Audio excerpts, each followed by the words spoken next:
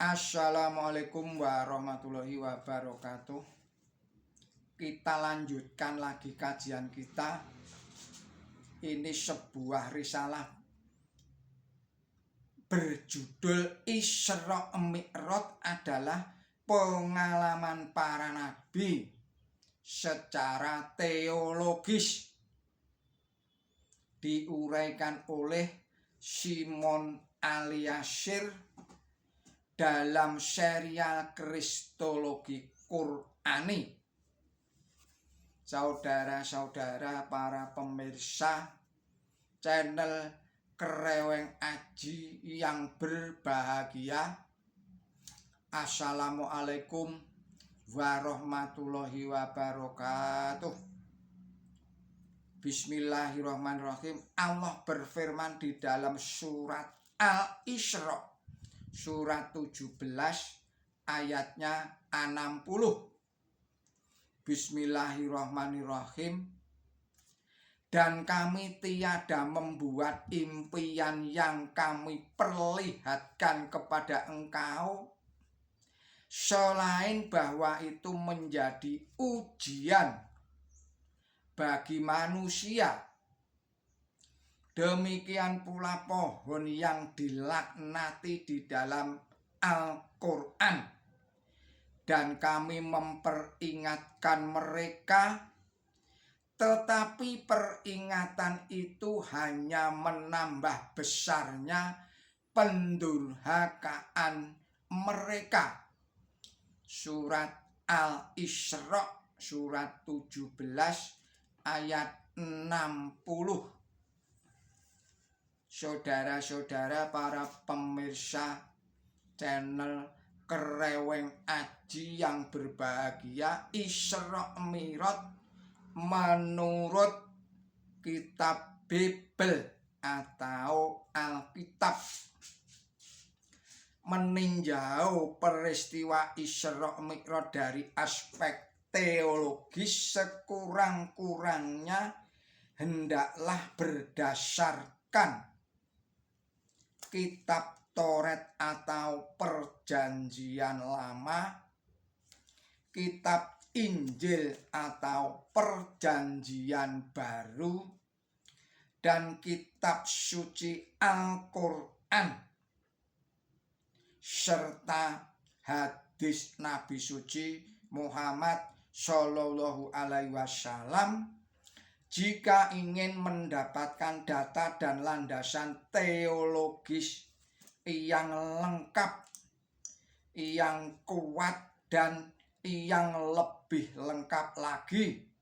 Karena dalam 4 sumber itulah Allah Ta'ala berkenan menyatakan kehendaknya. Dari 4 sumber itu diketahui bahwa Isra Mi'raj bukanlah pengalaman Nabi suci Muhammad Shallallahu Alaihi Wasallam saja, namun juga merupakan pengalaman para nabi yang diutus sebelum Nabi suci Muhammad Shallallahu Alaihi Wasallam. Di dalam Bible atau Taurat dapat ditemukan contoh-contohnya. Misalnya, 1. Nabi Ibrahim alaihi salam yang hidup kira-kira 2000 tahun sebelum Masehi.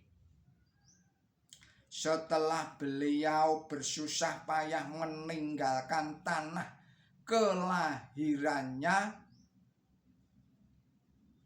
Ur di Babil, lewat Haran sampailah di Kanaan. Di sini Tuhan Yang Maha Esa berkenan memperlihatkan diri kepada beliau dan berfirman, Bismillahirrahmanirrahim. aku akan memberikan negeri ini kepada keturunanmu. Kitab Kejadian pasal 12 ayat 7. Berdasarkan janji ini tanah Kanaan akan diwariskan kepada keturunan Ibrahim alaihi salam, yaitu Bani Israel dan bangsa Arab. Contoh yang kedua, Nabi Yakub alaihi salam yang hidup kira-kira 1800 sebelum Masehi. Yakub adalah puteranya Nabi Ishak. Nabi Ishak adalah puteranya Nabi Ibrahim alaihi salam lewat istrinya bernama Sarah. Beliau ini pada suatu saat berangkat dari Berseba menuju Haran. Namun sampai di suatu tempat beliau bermalam karena matahari hampir tenggelam. Diambilnya sebuah batu untuk bantal, lalu tidur pulas. Dalam tidur beliau bermimpi melihat sebuah tangga yang ujungnya sampai ke langit, dan tampaklah para malaikat turun naik tangga itu.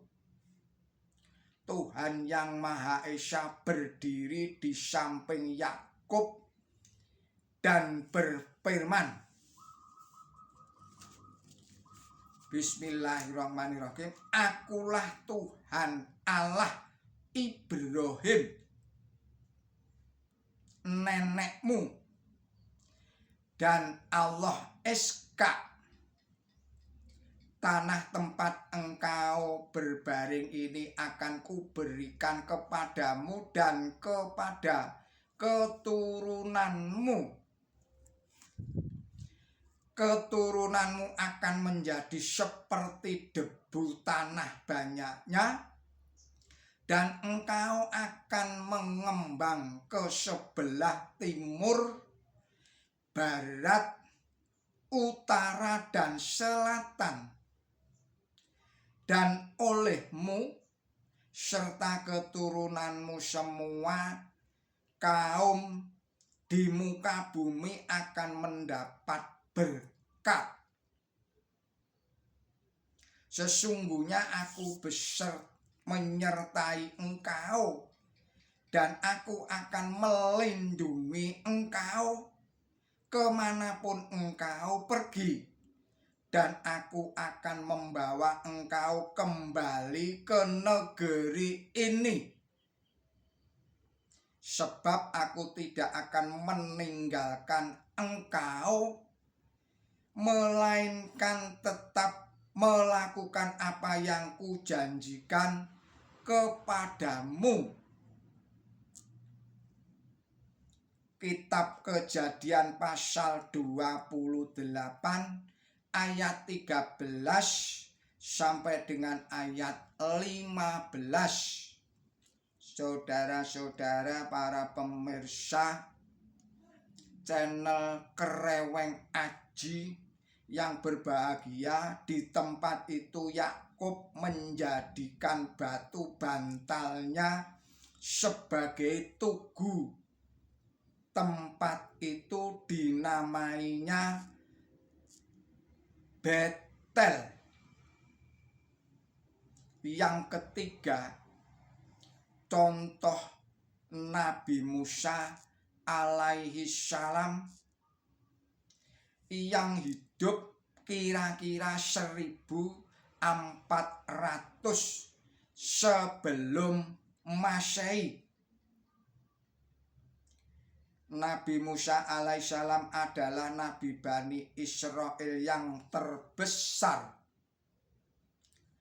Beliaulah yang memimpin bangsanya meninggalkan tanah Mesir menuju tanah yang dijanjikan, yaitu Kanaan.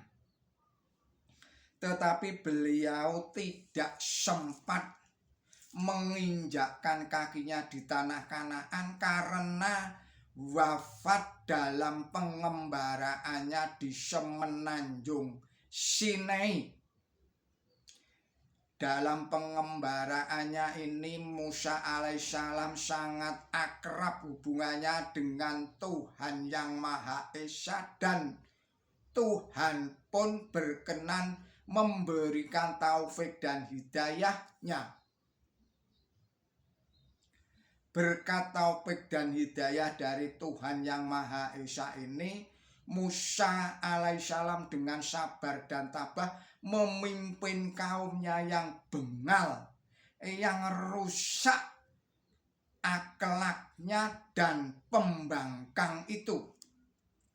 Pada suatu saat tatkala beliau berpuasa selama 40 hari dan 40 malam di Bukit Tursina, menerima firman Allah Ta'ala secara langsung, yakni 10 hukum.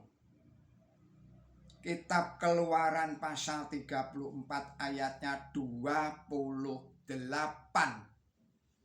Dalam mimpi itu Tuhan Yang Maha Esa berkenan menampakkan diri dan berfirman kepada Nabi dan kepada Musa.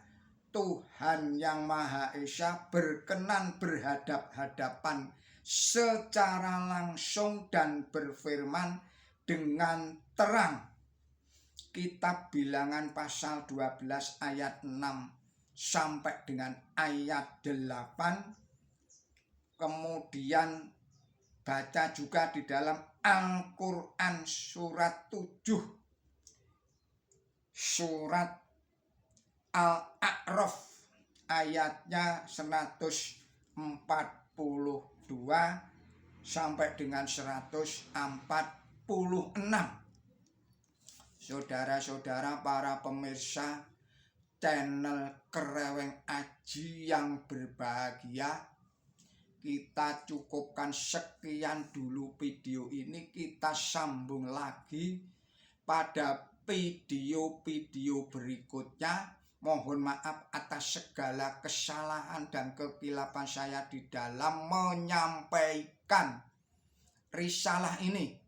Billahi taufik wal hidayah. Wassalamualaikum warahmatullahi wabarakatuh.